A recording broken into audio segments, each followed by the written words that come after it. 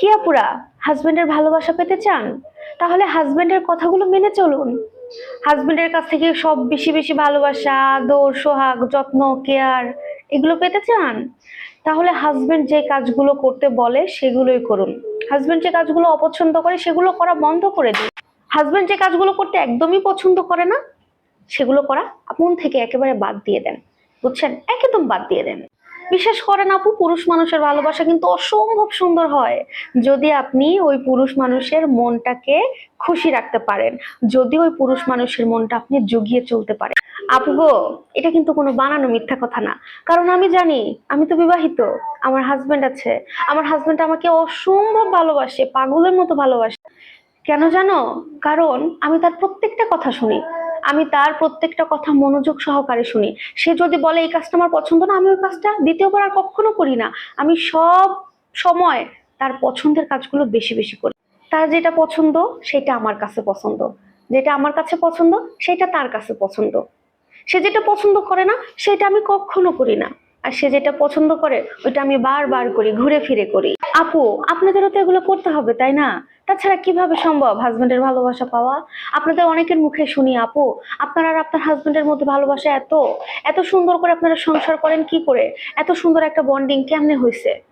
শুনেন আপু, খুব সহজে না এত সুন্দর বন্ডিং পাওয়া যায় না। এই যে এই কাজগুলো করতে বললাম, এগুলো করে দেখেন, আপনাদেরও সুন্দর বন্ডিং হবে। আর তাছাড়া আপনারা অনেকে বলেন আপু আপনাদের সংসারে কি ঝগড়া হয় না, ঝামেলা হয় না? আপুরে, ভাইয়ারা শোনেন, সংসারে কি ঝামেলা ছাড়া কোনো সংসার হয়? আমাদের সংসারেও ঝামেলা আছে। আমাদের স্বামী স্ত্রীর মধ্যেও এরকম টোকাটুকি লাগে, বিশ্বাস করেন। এই কথা বলতেছে, আমি এই কথা, ওই কথা বলতেছে তো আরেক কথা, এরকম লেগে যায়। কিন্তু আমাদের ঝগড়া হইলে ওই ঝগড়ার টাইমটা 3 মিনিটের বেশি কোনোদিনও যায় নাই, আর ভবিষ্যতেও যাবে না। আমাদের মধ্যে কোনো ব্যাপারে ঝগড়া হইলে আমরা সাথে সাথে কথা বলা বন্ধ করি না, বরং কথা বলতে বলতে আমরা সেটা মিউচুয়াল করে ফেলি, আমরা সেটা সমাধান করে ফেলি। আমরা একে অপরের সাথে কথা না বলে কেউ থাকতে পারি না। ঝগড়া যদিও হয়, ওই যে বললাম, 3 মিনিটের বেশি ওটার স্থায়িত্ব থাকে না।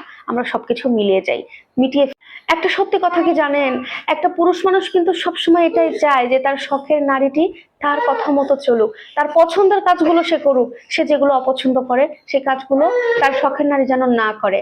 শোনো আপুরা, তোমরা যদি এরকম কাজটা করতে পারো, এভাবে বুঝতে পারো, তাহলে দেখবে কেন তোমার স্বামী ভালোবাসবে না। অনেকেই কিন্তু জানতে চাও এই যে স্বামীর কাছ থেকে ভালোবাসা পাওয়ার কোনো টিপস আছে কিনা, কোনো কোনো গোপন কোনো টেকনিক আছে কিনা। এইগুলাই গোপন টেকনিক, এইগুলাই টিপস। এগুলো যারা ফলো করে তারা স্বামীর রানী হয়ে থাকতে পারে, তারাই স্বামীর ভালোবাসা। তাছাড়া আমি একটা মেয়ে হয়ে তোমাদেরকে বলতেছি, তুমি যদি একটা পুরুষের, তোমার শখের পুরুষের বিশ্বাসটা একবার অর্জন করতে পারো, তাহলে দেখবা ওই পুরুষটা তোমাকে অসম্ভব সুন্দর রকমের একটা ভালোবাসা দেবে।